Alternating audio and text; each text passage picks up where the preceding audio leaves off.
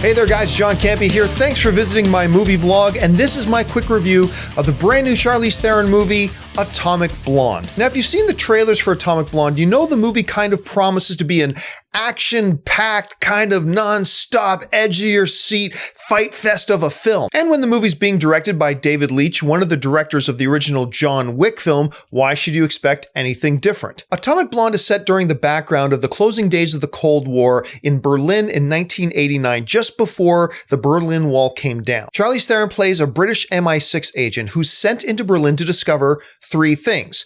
Number one, how and why did another British Secret Service agent get murdered there? Number two, where is the location of this top secret list that has the name of all the double agents for all the countries? And number three, find out the identity of a key double agent who goes by the codename of Satchel. Let's start about some of the things I really like about this movie. Right off the top, let's talk about the action because that's what the trailers promised us.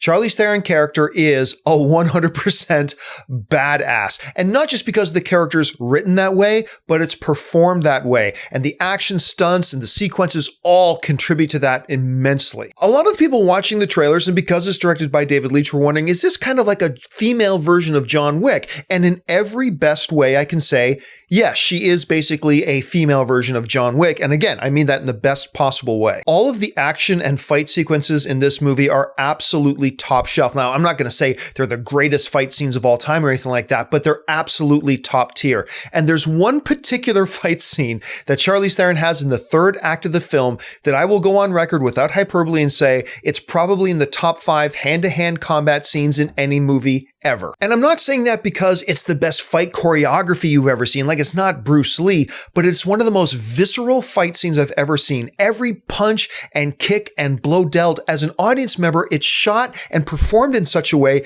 that you feel every hit. Like, I was looking around at the different audience members in the crowd that was watching the movie with me, and as the fight was going on, you see everybody going, ooh, ah, ah. It just has that type of presence, the physical action, that it pulls you into it, and you feel the action happening. You feel the punches landing. You feel the free falling. Like, everything that's going on, it's shot so well that it really brings you as an audience member into the movie. Another thing that the marketing kind of promises for this film is that it'll be really sexy. We saw all those scenes in the trailers between Theron and Sofia Boutella. Sofia Boutella plays a French Secret Service agent, and we see them making out in the trailer, and I can tell you 100%, it delivers. The marketing promised something and it delivers it. It's an extremely sexy film. Something I wasn't expecting from Atomic Blonde, yet I think was really there, and is another element that I really like about the film.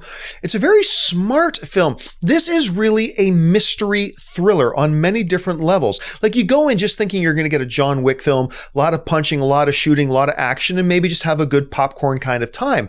But it's actually a very smart film. The political thriller aspect of it, I think, is being undersold by other people who've seen it so far. And as Lorraine, that's Theron's character, as Lorraine is navigating her way through Berlin and through this story, you find that you as the audience member are also going along with her, trying to solve the mysteries, all three of them at the same time. Oh, and I also got to mention the music. I ate up the music, which is really fun because I just came out of seeing Baby Driver recently, which had an incredible soundtrack to it. And now going in to see Atomic Blonde and them using an 80s based soundtrack for the film, I thought was great. It's not just that they were playing great poppy songs that you recognize and remember, it's that they correctly chose the right songs for the right scenes that really heightened all the scenes, and it was really just fun to listen to. All the rest of the cast also does a really solid job, first of which I got to mention James McAvoy.